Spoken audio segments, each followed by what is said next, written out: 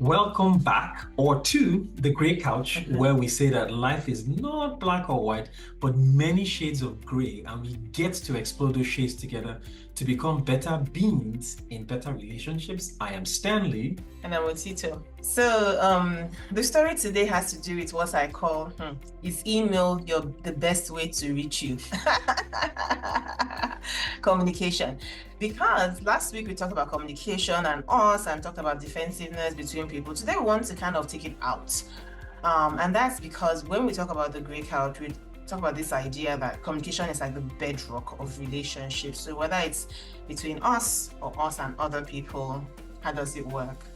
Right, so the story has to do with our second child, right? Like he has a learning challenge. I don't even want to say it's learning challenge because it's not a challenge. Like he's what people call twice exceptional. So he's a gifted child, he's a gifted and talented program, and also has, ADHD. And so it's a double gifts. The parents, for the teachers, for everybody. So that's hence the twice exceptional, right? Okay. Yes. So now some of the teachers don't want the gifts. They're like, we don't want this gift that you people have got to train, right? And so you can imagine that as a mother of the child, I'm ready. I'm a mama bear. I cannot lie, right?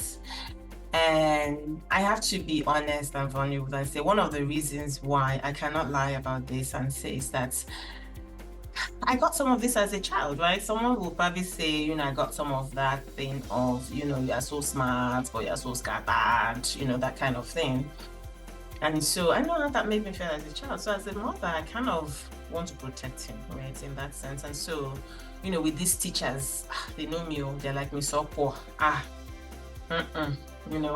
Anyway, so this particular woman decides to call my husband because she knows that if she calls me, maybe the matter will not go very well. I don't know. She decides to call Mr. Opo. So I'm at home. I'm listening to the conversation. So that's how the story started. So they are talking. I'm listening. I'm like, okay, nice, very gentle, everything. So then conversation is about to end. Then I texted my husband. I said, please ask her about all the emails I've been sending her that she has not responded to. And so my husband then goes, Mrs. M, is email the best way to reach you? It's exactly how it is. I said,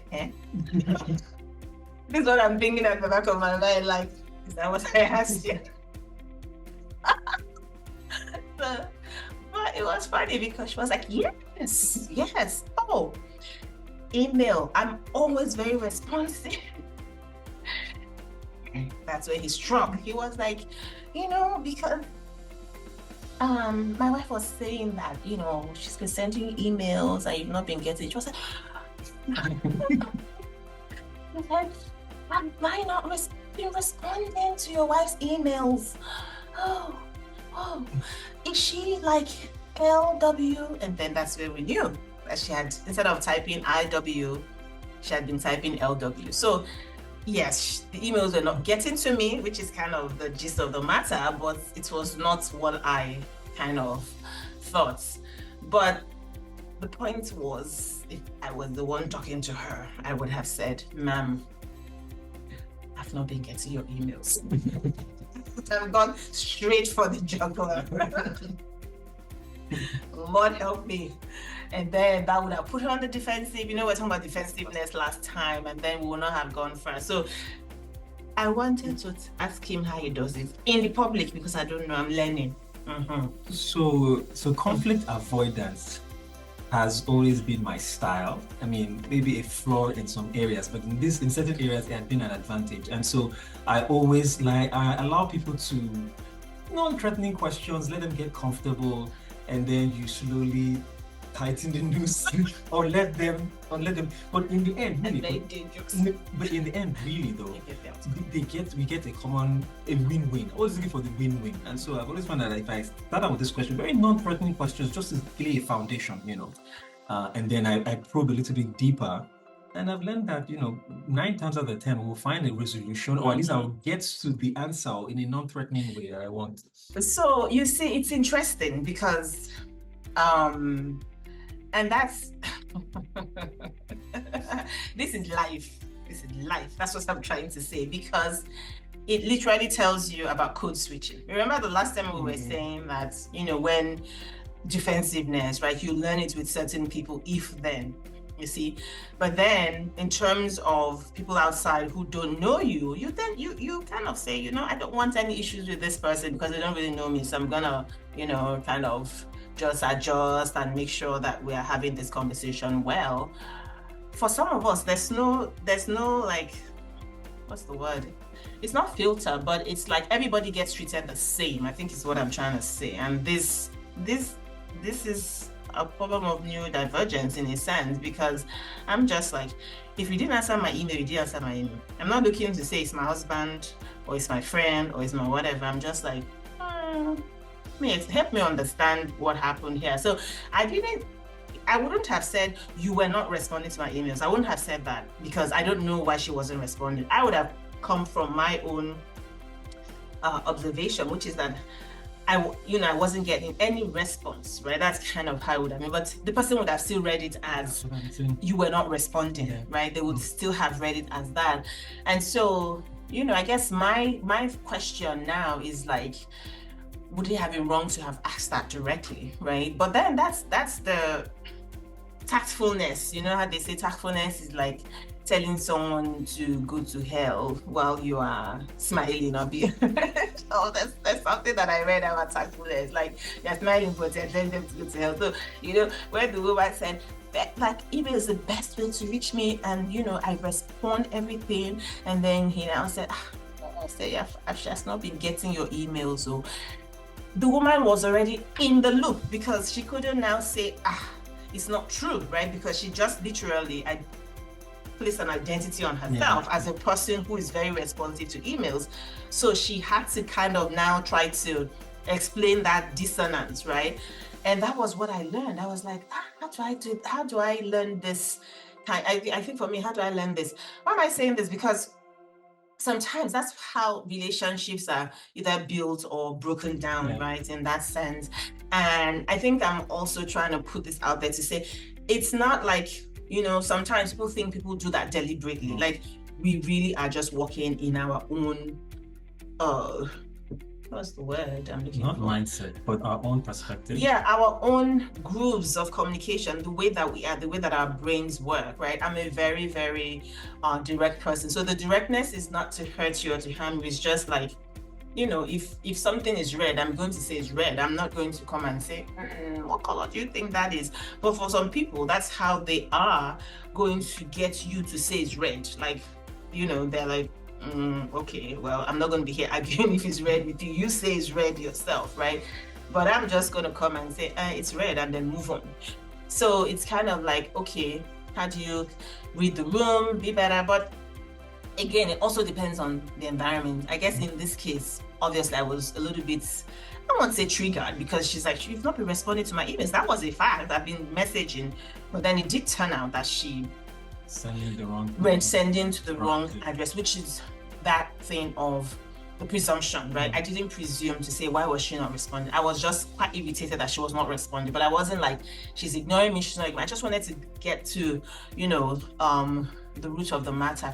So 2 things there about communication. It's like making no assumptions, right? And then just wanting to get to an outcome, which is the resolution of whatever to everybody. Yeah, the issue is.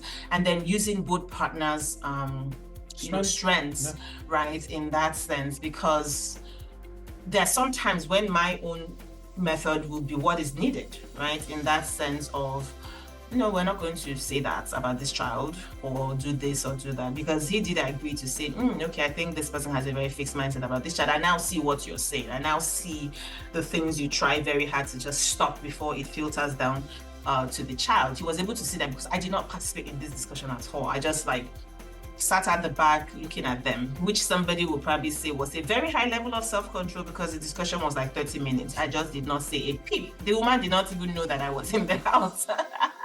So I should give myself coins for that one, right? In that sense. But the idea we're trying to say is that when you think about communication, right, there's the in and then there's the out. And with the out, right, you kind of have to remember that everyone has their own different patterns and kind of work together as you're moving outward toward communication and not thinking yours is better than mine or mine is better. It's like, how do we work together to get the outcome that we're looking for? I think that's the So almost like you want to use every tool in your toolbox and not just keep using a hammer for every problem that you see on the outside. The only thing I wanted to add is that this was a low trust communication, as in low trust situation. Yeah, well, even the communicators, there was not much trust either way. She was trying to give me some information. I was trying to get some information from her. Why do you think it was low trust? Because I don't trust what she's saying about my child. I'm sure I'm going to leave this thing, but anyway.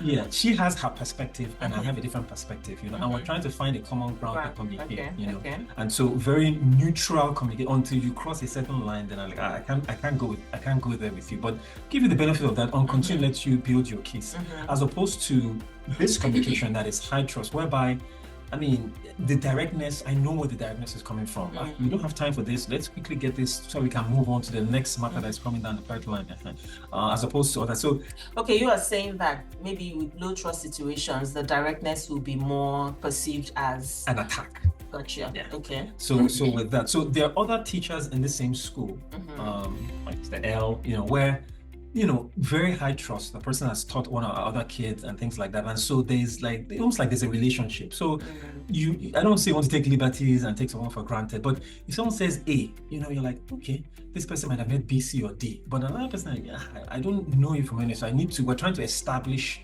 a foundation of communication and trust level. Are you going to do what you say you will do? Will you respond how you say you respond? Gotcha. So yeah, essentially, communication is like the bedrock of relationships. And so today we're coming from the perspective of not just within the couple, but the couple together against, right? Remember we said that last week, that to say you have to form a defense against, sometimes the outside world. And we literally had that situation this week, and that's what we were kind of talking about. And so in this case, it was, just me saying,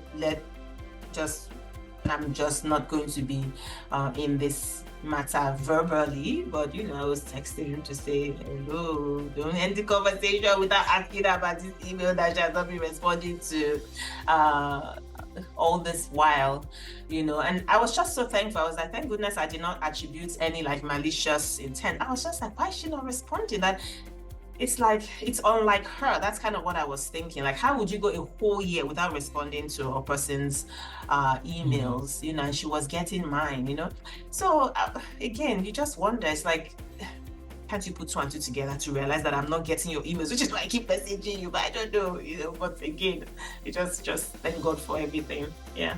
Thank God for teamwork makes the dream work. I guess so. So yeah, we'll keep coming with the different aspects of communication. And next week I think we want to touch on just friendship, right? So couples friendships, and how you make or break them.